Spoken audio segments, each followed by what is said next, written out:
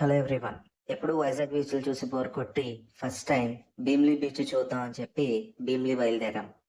ఇక్కడికి వచ్చిన తర్వాత ఇక్కడ ఉన్న విలేజర్స్ చెప్పిన ఇన్ఫర్మేషన్ ప్రకారం అక్కడ ఒక కొండ ఉంటుంది. కొండపైన నరసింహస్వామి దేవాలయం ఉంటుంది. అక్కడ నుంచి బీచ్ వ్యూ చాలా బాగుంటుంది.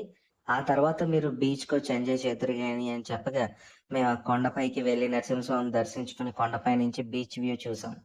సో కరెక్ట్గా మేము వెళ్ళిన ఇదే టైంకి వర్షానికి రెడీగా మబ్బులు పట్టి మొత్తం సముద్రం మీదకొచ్చే ఆ సీన్ చాలా బావుంది. సో, దానికి సంబంధించిన కొన్ని పిక్స్ మీకిక్కడ నేను షేర్ చేస్తాను.